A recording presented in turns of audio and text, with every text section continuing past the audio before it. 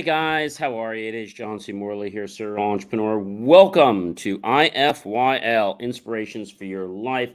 I'm so glad that you popped in. Today is Wednesday, April 12th, 2023. Thanks so much for popping in and checking out the channel. If you are new and you're watching us, well, then you can just open your phone, take your phone app, click on the yellow ellipse. Once you point it to the QR code, you get my link to lots of great information. But if you're not watching us and you're listening to us on the podcast, then go to Believe, Believe, me, M-E, Achieve, ACHIEVE.com. If you're coming back, I really appreciate my friends, colleagues, and supporters that have been with us for so long. And if you're watching us on the replay, 1 a.m., 1 p.m., 3 a.m., 3 p.m., 6 a.m., 6 p.m., 12 midnight, 12 noon, or whenever you're watching, thank you so much for making the choice to have Inspirations for Your Life be a part of your day. All right, let's get into the master topic. This has really been a great topic that we're covering this week. Intrinsic versus extrinsic motivation. Series 2, Show 15, Episode 5. So Series 2 means we're in our second year. And so let's get right into it, shall we? All right, when we think about motivation, what I want to talk about tonight is extrinsic motivation, okay? Typically, let's say, a student or a child eats a meal. They eat their meal, then they can have dessert, okay? In grade school, a student does good work and perhaps gets a gold star or two by the teacher, or maybe gets a sticker. And they even get to pick the one. I remember when I was in class and spelling, I always got hundreds in spelling. But whenever you got 100 in spelling, this one teacher had scratch and sniff stickers. Oh my gosh, that was like amazing. Scratch and sniff stickers.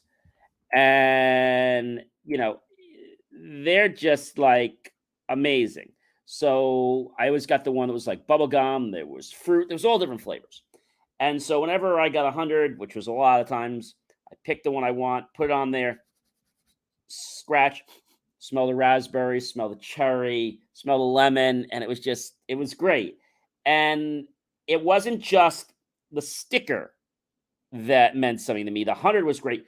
But using that other sense, that olfactory sense, the smelling sense that I have, maybe you want to get another 100. And guess what? I kept getting hundreds on more spelling tests and more tests. So I think it was really pretty cool that my teacher did this. And so every time I got one of these stickers, it reinforced the fact that I wanted to get a good grade, not because I had to, but because I wanted to. All right. A professional who goes above and beyond or the extra mile gets a promotion, right? And you might be saying to me, hey, John, do extrinsic motivations work? Yes, they do. So when we get an extrinsic motivation, it raises our dopamine, but so does getting an intrinsic motivation raise our dopamine. I like to have both because I feel it's just a way to pull things in. When we think about motivation and we think about things that are extrinsic, things that are outside of us, like, going to school and the student not even knowing, but the fact that, you get a test back or a quiz and it has your favorite character on it or smell. I remember the one teacher said, well, what flavor would you like? Oh, bubble gum. Great. We'll give you bubble gum. And they would ask you what flavor you want. I thought that was really, I thought that was pretty cool. I really did think that was very, very cool. And so I'll tell you that extrinsic motivation is something that a lot of people don't believe in. But, when we see the results, the extrinsic motivation has, it's no wonder that people want to keep doing it. But intrinsic motivation is also good too. We'll talk more about that tomorrow. So, extrinsic motivation, let's talk about another one. Maybe you get a good grade on your test, or you get all A's and B's on your report card, and suddenly you get higher allowance, or maybe you get a new car, or maybe, I don't know, you get to have a party for the summer, right? And so you took the test because you had to take the test, and you studied for the test because you wanted to get a great grade. You didn't do it because there was going to be a party. You didn't even know there was going to be a party. You just knew that there was going to be a great feeling because you got a good grade on the test. Yeah. You got a great feeling. A great feeling because you got a good grade on the test. Good feelings. Good feelings help us to want to do things again and again and again. So the teacher was very smart when they say to you, okay, here's your test. And the teacher was no dummy when, he or she gave us the test back and it had a sticker on it. And I remember when I was in, I think it might have been first or second grade, where they started introducing me to, scratch and sniff stickers. Then we had our favorite Smurf stickers and things like that. And then we had the stickers that had the raised system, and then they were raised and scratch and sniff. So that was like, and every time you re-scratch, it's like, smell of an A. Because people that didn't get A's or B's, they didn't get scratch and sniffs. They didn't get stickers. They just got a C. They got a D. They got an F. And I had some of my friends say, "Hey, John, how come I don't have a sticker?" Oh, I guess because you didn't get a B or an A. Oh. And so does that demotivate someone? No. It should positively motivate someone to study next time. Because, you see, they have everything they need to study. It's just that they procrastinate. They decide they don't want to study. Maybe they'd rather go out with their friends. Or maybe they just don't feel like studying at the moment. They just don't feel like it. And if you don't feel like it, then that could be a problem to whether you're going to do well on tests. Now, someone in sales, for example, goes above and beyond, right?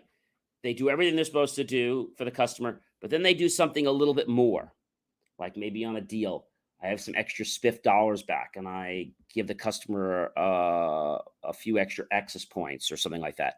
And so that seems like it's a lot to the customer. I had extra points, so I'm able to do it, but they really are grateful that I did that. And so that means next time they're going to be more indebted to you because, you care. You went above, ladies and gentlemen, and you went beyond.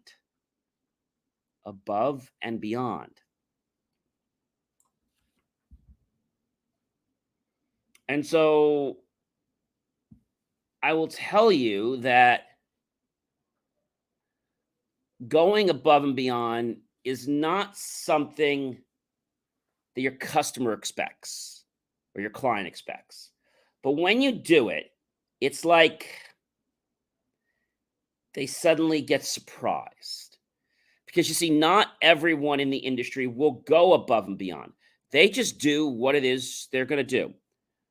I remember going to a candy store a while back and ordering some candies. And you get so much for a pound. Okay, so I got a pound. And they said what it was going to be. I think it was $8.99 a pound or $12.99 a pound. And then after that, she took just a scoop, and just dumped it right on top again and said, that's included, nothing extra. Now, that was a nice gesture because you know what? I've told people about that candy store. I've come back lots of times and don't know if that's going to happen again, but I was just happy that they did that. And now, generally, what happens, I have this happen at the restaurant I go to. I don't expect anything for free at the restaurant, but every once in a while, the owner will come over to me and say, okay, your bill's all covered. I'm like, what? It's on me today. And so that raises our dopamine level in our brains because we feel good. We feel good. So motivation is not something that happens overnight. It is a consistent, repetitive process whereby you start to affirm what you're doing, and as you get closer to it, you get rewarded. We call that positive reinforcement. I find it's much better to positively reinforce someone than to negative reinforce someone. So if, let's say, somebody was doing something you didn't like, and then you, let's say, punish them, I think that's bad. I think it's better to reward for good behavior or reward for a process that is going the way you want.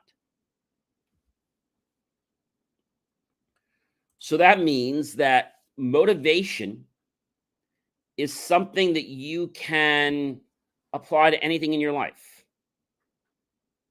Maybe your sister or brother supposed to pick you up from the airport, and they get there 15 minutes early. And you know what a sacrifice that meant for them to do that was. You might say, hey, bro, let's go grab a sandwich. No, we don't have to. I appreciate you picking me up and being early. I really appreciate that. Let's go get some lunch. And it's that little act that's going to make your brother or sister be like, hey, it's pretty cool. Like, I want to do things like that, because maybe it's because they're hoping you'll do that again. Or maybe it's just because of the feeling they get in their head. The feeling. You see, people only do things for two reasons: to avoid pain and gain pleasure. That's right. I said to avoid pain and gain pleasure. Avoid pain and gain pleasure. So if we understand that motivation is here to help us avoid pain, to help us to gain pleasure, I think we're going to want to do more of it, especially when we do something and we get a reward that we really enjoy. Maybe you're helping your brother or sister, or maybe you're watching them, and your mom didn't even ask you, or dad didn't ask you to watch them, but you did. And because you did that, they're like, thanks so much for watching Brandon. You know what? Take the car tonight, go out with your friends, and here's $25 or something. So that's a motivator in itself. Now, you just took care of your brother because you like spending time with him or her, right? Your brother or sister. But I think too often we attach ourselves to what we expect, and then when it doesn't happen, we get all sad. We get sad. So motivation is something that has a pretty amazing power on us. It's powerful. Motivation raises our dopamine. Let me say that again. Motivation raises our dopamine.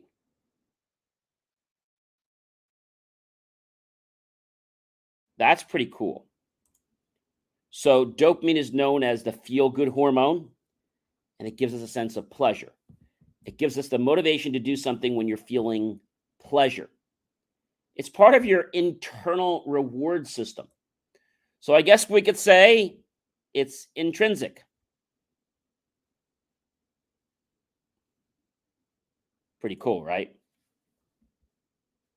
Serotonin is associated with feelings of happiness, focus, calm, while dopamine is associated with feelings of reward, motivation, productivity, wanting to do it again and again and again. Dopamine causes us to have a natural, safe high that makes us want to do it again and again and again and again. And before we know it, we're building a habit. See, habits don't build overnight. They could take 7 days, they could take 14 days, 24 days, 30 days, 60 days, 90 days, or even 180 days.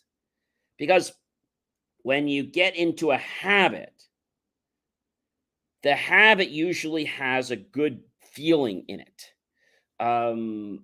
There's something that makes us want to keep doing it, right? For example, when I do my exercises and doing my planks. Now, yes, it's not easy to do, but I know that I'm getting healthier by doing it. I know that I'm strengthening my core. I know that I am burning calories better. Pretty cool. Ladies and gentlemen, I'm John C. Morley, serial entrepreneur. It's been a privilege, been a pleasure, been an honor to be with you this fantastic, amazing evening. I hope you'll like, love, support the channel. Definitely comment below. Tag your friends, colleagues, and associates. Share this out with everyone you know on social media. Go to my YouTube channel, John Space C, Space Emerald Y, Space Serial Entrepreneur. Look for that key phrase, help keep our content free. Make the choice, click on the PayPal link. Buy my team and I a cup of coffee, a bowl of fruit, or a plate of dessert. Either way, we'll be grateful with those pennies and dollars you invest into us. We'll put into new hardware, new technology, new equipment, new software, even new facilities to give you the most jaw-dropping motivational content to empower you to change your life. Are you ready to become better than you already are? You know you are. I'll see you tomorrow, everyone. Take care.